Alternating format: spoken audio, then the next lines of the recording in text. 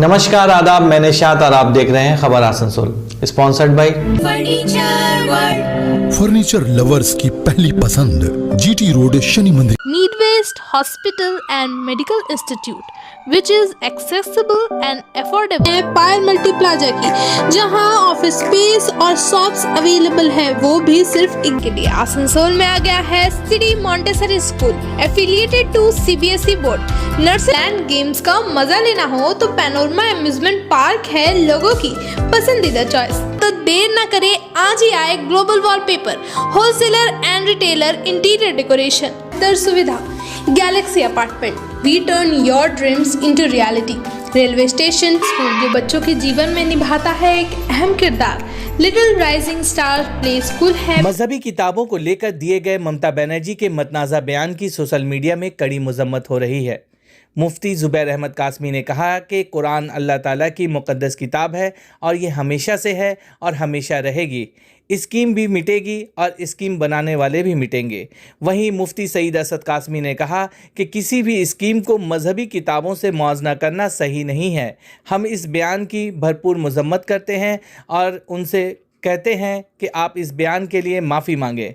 दूसरी तरफ मौलाना सैयद अल्ताफ़ हुसैन आलियावी ने कहा कि ये किताब क़यामत की सुबह तक ख़त्म होने वाला नहीं है। ममता बनर्जी को इस गुस्ताखी के लिए माफ़ी मांगनी होगी। अगर माफ़ी नहीं मांगती हैं तो हम सड़क पे एहतजाज करेंगे। याद हो कि एक इंतखाबी जलसे में ममता बनर्जी ने कहा था कि रामायण, महाभारत, कुरान, बाइबल शेष हो जाबे मगर मेरी 67 स्कीमें ख़त्म नहीं होंगी।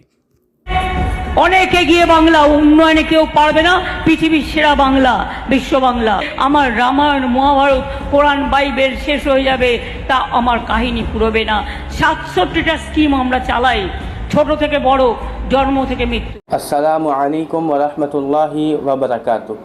बंगाल की वज़ीर आला मुख्यमंत्री मोहतरमा ममता बनर्जी साहिबा ये बात कह रही हैं कि बाइबल, रामायण और कुरान, ये सारी की सारी जो किताबें हैं ये ख़त्म हो जाएगी, लेकिन उनका जो स्कीम है वो ख़त्म होने वाला नहीं।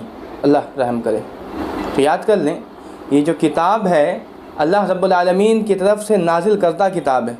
इस किताब के बारे में, इसी किताब के अंदर में अल्लाह रब्बुल आलमीन बजाते खुद इरशाद फरमाता है कि इस किताब को नाजिल करने वाले हम हैं और इसकी हिफाजत करने वाले भी हम हैं। यानी कि ये किताब क़यामत की सुबह तक ख़त्म होने वाला नहीं है। दूसरी चीज़, इस किताब के बारे में ये कहना कि ये किताब ख़त्म हो जाएगी मगर मेरा जो स्कीम है वो ख़त्म होने वाला नहीं है, इसका मतलब है कि मोहतरमा ममता बनर्जी साहिबा ने ना सिर्फ अपने स्कीम के तवाज़ुन को ये बराबर किया है बल्कि अपने स्कीम को कुरान के ऊपर किया। क्यों कहा कि कुरान ख़त्म हो जाएगा लेकिन मेरा स्कीम ख़त्म नहीं होगा। इसका मतलब ये है कि वो जो जितनी स्कीमें चला रही है वो कुरान से बालातर है, कुरान से बुलंद है। नाउज़ुबिल्लाह, ये बहुत बड़ी बात और बहुत बड़ी कुरान की तौहीन है। अगर इस तौहीन को सुनने के बाद भी बंगाल के मुसलमान खामोश रहते हैं, आसनसोल के मुसलमान और उलमा खामोश रहते हैं, तो फिर ऐसे मुसलमानों और ऐसे उलमाओं को दलालों और मुनाफिकों के अलावा कुछ कहा जा नहीं सकता। आपको बताता चलूँ कि ये जो इनका जोड़ा फूल का सैंपल है वो सैंपल देने वाला आडवाणी था, लाल कृष्ण आडवाणी। दूसरी चीज़, इनका जो बिल्डिंग है, ये जो इनका हेड ऑफिस है, जो क्वार्टर है, इनको देने वाला आरएसएस, बना करके देने वाला आरएसएस। जब नरेंद्र मोदी ने मुसलमानों को कटवाया तो यही ममता बनर्जी पार्लियामेंट के अंदर में खड़ी होकर के कहती है कि मोदी ने कोई गलत काम नहीं किया है, मैं मोदी का समर्थन करती हूँ। इसी के बाद में 1955 में 1955 में फर्स्ट टाइम इंडिया के अंदर में एनआरसी का मुद्दा छिड़ा था। उसके बाद किसी ने भी एनआरसी का मुद्दे को नहीं छेड़ा, लेकिन 50 सालों के बाद यही ममता बनर्जी, अप्रैल का वो महीना था, 2005 का साल था, पार्लियामेंट में खड़े होकर कहती है कि बंगाल के अंदर में जो मुसलमान है वो बांग्लादेशी और पाकिस्तानी घुसपैठी है। ये तो माजी की बातें हैं। अभी हाल में इनका बयान जारी हुआ कि आरएसएस कोनो खराब संगठन न है, और अगर आरएसएस को कोई ख़राब बोलेगा तो हम इस पर विश्वास नहीं करेंगे, भरोसा नहीं करेंगे, बिलीव नहीं करेंगे। तो ये तमाम बातें इस बात को साबित कर रही है कि मोहतरमा ममता बनर्जी साहिबा के दिल के अंदर में जो चीज़ है इस्लाम के ख़िलाफ़ में, वो आए ना आए दिन उनकी ज़बानों पर किसी न किसी बहाने से आ जाता है। उन्होंने आसनसोल के अंदर जिस कैंडिडेट को दिया, ये वही कैंडिडेट है, ये वही शख्स है जिसने बाबरी मस्जिद के मलबे पर खड़ा होकर के जय श्री राम का नारा लगाया था। ये वही शख्स है जिसने कहा था कि एक धक्का और तो बाबरी मस्जिद तोड़ दो। लेकिन इसके बाद इतनी अफसोस की बात है कि बहुत से मुसलमानों ने तो बदला लिया, लेकिन बहुत से मुसलमानों ने इनके नारे लगाए, इनके जय जयकार किए और इनको वोट डाला और इनकी दलाली और गुलामी में बिजी है। मैं मुसलमानों से पूछना चाहता हूँ, आसनसोल के उलमा से पूछना चाहता हूँ, क्या आपका खून नहीं खौल रहा है इस बयान को देख करके? क्या आपके ईमान को ज़रा से भी तड़प नहीं हो रही है? आपके अंदर बेचैनी पैदा नहीं हो रही है कि आपके कुरान के बारे में ये कहा गया कि आपका कुरान नीचे है और उस बदबख्त का स्कीम ऊपर है? तो लिहाजा मैं मोहतरमा ममता बनर्जी साहिबा को डायरेक्टली ये बात कहना चाह रहा हूँ, अगर वो मेरी इस बात को सुन रही हैं या उसका कोई चमचा या उसका कोई नुमाइंदा या उसके पार्टी का कोई कारकुंदा अगर मेरी इस बात को सुन रहा है तो वो ज़हन नशी कर लें कि मोहतरमा ममता बनर्जी साहिबा को इस गुस्ताखी की खातिर माफ़ी मांगनी होगी। और अगर वो माफ़ी नहीं मांगती हैं तो फिर हम एहतजाज करेंगे और ये एहतजाज इतना बढ़ेगा कि फिर हम सड़क पर आकर के एहतजाज करेंगे। आप कहीं के मुख्यमंत्री रहें, आप प्रधानमंत्री रहें, आप एमएलए रहें, आप काउंसलर रहें, आप एमपी रहें, आपको जो करना है, आप जो बनना है आप रहें, लेकिन खुदा की कसम मेरे दीन के साथ छेड़छाड़ नहीं करना। अपने दीन की फ़िक्र कर नादां, मुसीबत आने वाली है, तेरी बर्बादियों के मशवरे हैं आसमानों में, तेरी बर्बादियों के मशवरे हैं आसमानों में। न समझोगे तो मिट जाओगे ए मुसलमानों, न समझोगे तो मिट जाओगे ए मुसलमानों, तुम्हारी दास्तां तक भी न होगी दास्तानों में। वस्सलामु अलैकुम वरहमतुल्लाहि वबरकातुहू। सबसे पहली बात तो किसी भी स्कीम को या किसी भी इंसानी खिदमात को, इंसानी कामों को मज़हब के से जोड़ना और मज़हबी किताबों के साथ उसको मुआजना करना यही सही नहीं है और ये सोच ही गलत है, ये थिंकिंग ही गलत है। और जो बयान इस तरह का आया है जो इस वक्त वायरल है, सबसे पहले तो हम वज़ीर आला के इस बयान के किससे भरपूर मज़म्मत करते हैं और सिर्फ मज़म्मत ही नहीं बल्कि उनका ये बयान नाकाबिल बर्दाश्त भी है। हम बहैसियत एक मुसलमान के, बहैसियत एक मोमिन के और मुल्क के एक शहरी होने के नाते ये उनसे कहते हैं कि आप अपने बयान से रुजू करें और अपने इस बयान पे जिससे मुसलमानानी का मजरूह हुआ है, उनका वक़ार मजरूह हुआ, उनके जज्बात को ठेस पहुंचा है, आप उसके लिए माफ़ी मांगे और आइंदा सिर्फ बंगाल के वज़ीर आला ही नहीं, मुल्क के वो तमाम लीडरान इस तरह के बयानात से सियासी प्लेटफार्म हो या ज़ाती प्लेटफार्म हो, कहीं से भी मज़हब को कटहरे पर खड़ा कर न करे और ना ही मज़हब को बुनियाद और बेस बनाए। ऐसे करने वाले लोग सभी काबिल मज़म्मत हैं और ऐसे लोगों को बिल्कुल मज़हब के सिलसिले में मुँह नहीं खोलना चाहिए। जो बयान मज़हबी किताबों के सिलसिले में दिया गया है वो नाकाबिल बर्दाश्त बयान है। हम लोग उसकी मज़म्मत भी करते हैं और उस बयान से रुजू करने और उनको माफ़ी मांगने की भी दरख्वास्त करते हैं बंगाल की वज़ीर आला से। आपका नाम? मेरा नाम मोहम्मद सईद असद कासमी, मेरा ताल्लुक़ दारुल क़ज़ा माशरी आसम से। कुरान अल्लाह तबारक व तआला की मुक़द्दस किताब है और ये किताब हमेशा से है और हमेशा रहेगी। इसके किसी भी हर्फ में कोई तब्दीली नहीं आ सकती। दुनिया और दुनिया में जितने लोग हैं सब मिट जाएंगे, लेकिन खुदा का कलाम मिटने वाला नहीं।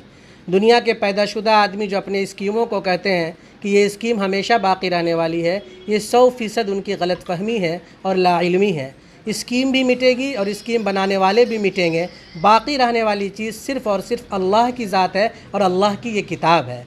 इसलिए इस पर चैलेंज करना और बयान देना कि ये ख़त्म हो जाएगा, मेरी स्कीम बाकी रहेगी, इंतहाई अफसोसनाक बात है और ये लाइल्मी पर दलील है कि ऐसा कभी नहीं हो सकता। न खुदा मिटेगा, न खुदा का कलाम मिटेगा। हमेशा से ये खुदा का कलाम है और हमेशा रहेगा, अबदुल आबाद तक ये कलाम रहेगा। हमारी मोहतरमा ममता बनर्जी साहिबा जो वज़ीर आला हैं और सब की निगाह उनके लिए काबिल कद्र निगाह है। इस तरह के बयानात देने से लोगों में, खुसूसन एक ख़ास तबका मुसलमान मुसलमानों में उनकी तई बदगुमानियाँ फैलती है और बिला वजह बहुत से शुकूक व शुबहात के दरवाजे इन ज़ुबान की वजह से खुलते हैं। होता यह है कि कोई भी बड़े मनसब पर हो तो वो सेकुलर मिजाज अपना रखे, उसकी ज़बान भी सेकुलर अंदाज से हो और हमेशा उनकी ये कोशिश रहे कि हम तमाम मज़हब के मानने वाले के साथ बराबर का बर्ताव करते हैं, उनकी किताबों उनके मज़हबों से हद दर्जा एहतराम करते हैं और उसके साथ कभी किसी अंदाज से लबकुशाई हरगिज़ नहीं करेंगे। मोहतरमा ममता बनर्जी साहिबा वज़ीर आला ने ऐसा बयान देकर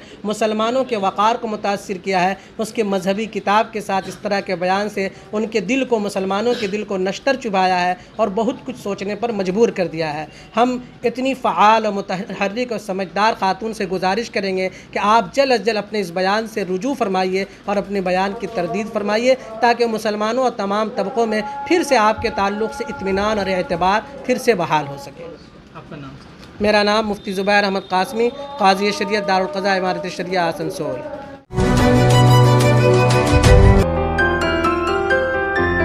बच्चों की पढ़ाई को और भी इंटरेस्टिंग एवं एडवांस बनाने के लिए आसनसोल में आ गया है City Montessori School affiliated to CBSE board, nursery to senior secondary. 10 से भी ज्यादा एकड़ में फैले इस स्कूल कैंपस में 100% smart classes, computer lab, library, separate labs, children park सहित और भी कई फैसिलिटीज बच्चों की सुविधा के लिए। तो आप अगर अपने बच्चों का कराना चाहते हैं एडमिशन एक बेहतर इंग्लिश मीडियम स्कूल में तो चले आइए सिटी मॉन्टेसरी स्कूल। हमारे यहाँ एडमिशन अभी जारी है। हमारा पता है बूधा पाइपलाइन रोड, कालाझरिया, बर्नपुर।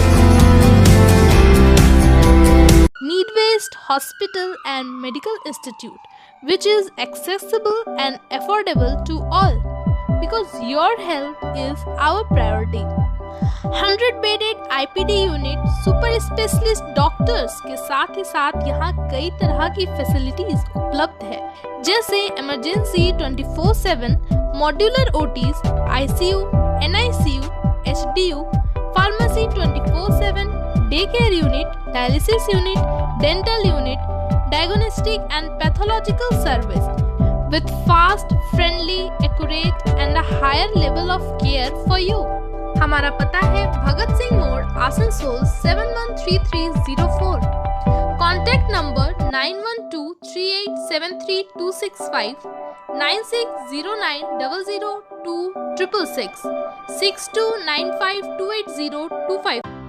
आसनसोल या बर्नपुर के एरिया में आप किसी अच्छे 2 BHK या फिर 3 BHK की कर रहे हैं खोज तो गैलेक्सी अपार्टमेंट होगा आपके लिए best choice. Personal transformer, reservoir, stairs, lift, security के साथ ही साथ पाए पार्किंग की बेहतर सुविधा। Galaxy apartment, we turn your dreams into reality. Railway station, bus stand, market एवं हॉस्पिटल से है ये अपार्टमेंट काफ़ी करीब।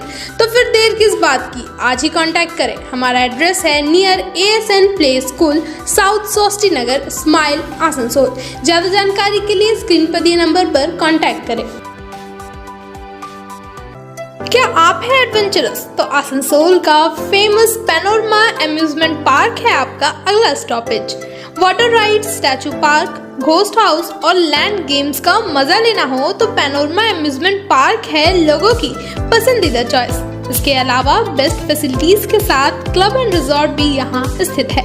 फ्रेंड्स एंड फैमिली के साथ इस पार्क का जरूर लुत्फ उठाएं।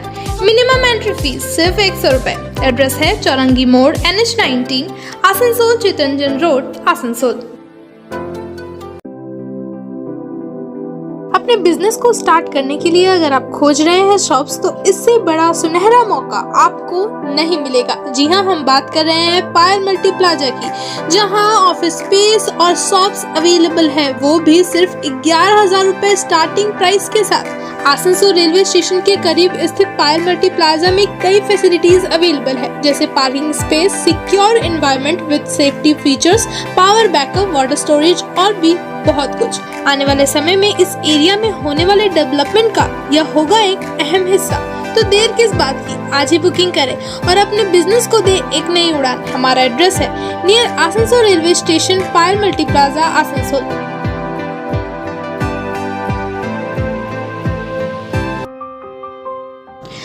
घर को दे आकर्षक लुक, आकर्षक रंग बिरंगे designer wallpaper, liquid wallpaper, glass tiles, grass carpet, wooden floor carpet, artificial trees, vertical garden का इस्तेमाल कर अपने घर को बनाए अपने सपनों का महल। Starting price only ₹500। यहाँ होलसेल दरों पर मिलेंगे एक से बढ़कर एक कलेक्शन।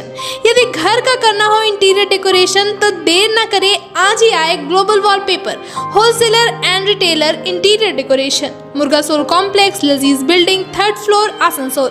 कॉल करें 9883802437 पर। यार एक बात पूछूं? हाँ बोलो, इसमें पूछने वाली क्या बात है? तुम्हारे घर के फर्नीचर बहुत आकर्षक लगता है बहुत महंगा है। अरे नहीं, उतने महंगे नहीं, रीजनेबल रेट पर ही लिए। अच्छा, आओ मैं तुम्हें अपना दीवान सेट दिखाती हूँ। डिजाइन तो बहुत एट्रैक्टिव है, लगता है क्वालिटी में दम नहीं होगा। कौन कहता है? ये फर्नीचर वर्ल्ड क्लास है, प्योर सागवान के, क्वालिटीदार और टिकाऊ भी। क्या सच में? हाँ, तुम्हें भी फर्नीचर लेना हो तो फर्नीचर वर्ल्ड एक बार जरूर जाना। वहाँ फर्नीचर के एक से बढ़कर एक कलेक्शन, वो भी तुम्हारे बजट में। साथ ही वहाँ फाइनेंस फैसिलिटी भी उपलब्ध है। सच में? तब आज ही अपना हबी को कहूँगी फर्नीचर वर्ल्ड चढ़े। फर्नीचर लवर्स की पहली पसंद, GT रोड, शनि मंदिर के सामने, नूरुद्दीन रोड, आसनसोल।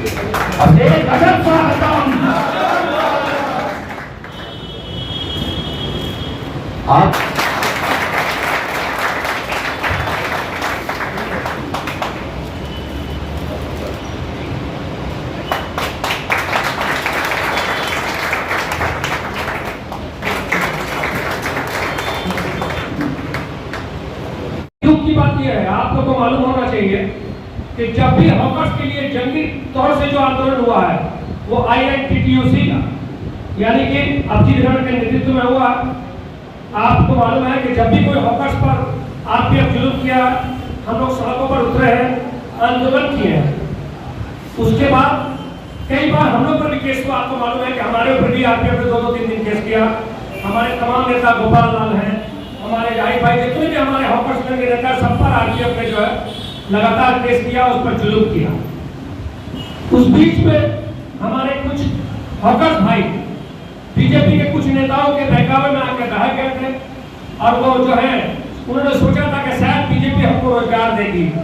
लेकिन सबसे बड़ी दुख की बात यह है कि उसमें से इस बीजेपी के चक्कर में हमारे एक हॉकर्स की हत्या हो गई, मोहम्मद सोनू, जिसके लिए बीजेपी के नेता RPF के विरुद्ध में स्टेशन में एक भी आंदोलन नहीं कर सके, और जाके वो नॉर्थ थाना में जाकर 10 लोगों को ले जाकर वहां आंदोलन कर रहे हैं और RPF का बचाव कर रहे थे, जबकि हत्या उसकी रेलवे स्टेशन 7 नंबर प्लेटफॉर्म पर हुई थी।